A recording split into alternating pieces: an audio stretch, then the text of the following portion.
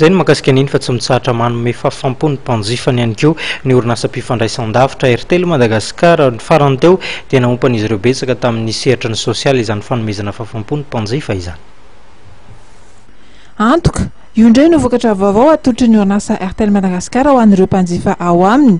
Afiantoana amin'ny alalan'ny finday ity vokatra ity izay ahazona tombontsoa satria raha sanatria mitranga ny loza ny fahafatesana na ny fidirana hopitaly dia afaka mahazo azy ireo efa niditra tao aminy.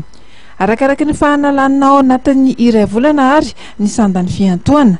Io maraina io no nampahafantarina tamin'ny fomba ofisialy ity vokatra ity izay rahan'ny orinasa mpifandraisan-davitra RTL Madagasikara miara-miasa amin'ny Alliance Madagascar sy ny micro-insure. L'assurance, elle est très simple, ça fonctionne comme une assurance normale.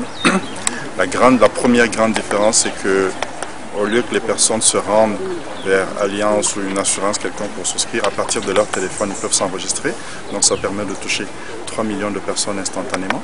Ça, c'est la première innovation. La deuxième innovation, c'est que le renouvellement de la police d'assurance se fait en fonction de sa consommation. C'est-à-dire qu'aujourd'hui, là, on va commencer le mois de décembre. Ma consommation du mois de décembre me permet de garantir mon assurance sur le mois de janvier. Donc, c'est extrêmement pratique. L'information, c'est un simple SMS. Donc, on me dit tout simplement consomme X, qui est généralement autour de ce que les habitudes des populations ont l'habitude de consommer. Donc, si j'ai l'habitude de consommer 100 arias, on me demande de consommer mes 100 arias ou mes 110 arias pour me garantir sur le mois suivant une assurance que j'aurais choisie qui peut être hospitalisation, décès ou accident.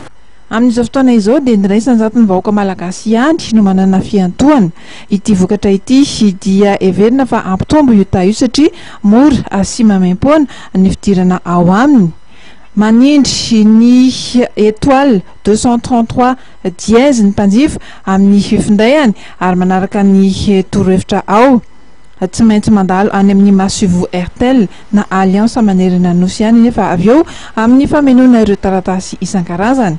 Maharitra herintaona moa ny fiantohana voalohany. Iny fanadihadiana ihany koa tompolasitoko vavy no anakatonantsika tanteraka ny pejin'ny fampahalalam-baovao tamin'ity takariva ity isorana hatramin'ny farany no nanaraka izany ary dia efa amin'ny fotoana eto indray tsika ao amin'ny rapitso amin'ny ora mahazatra veloma tompoko.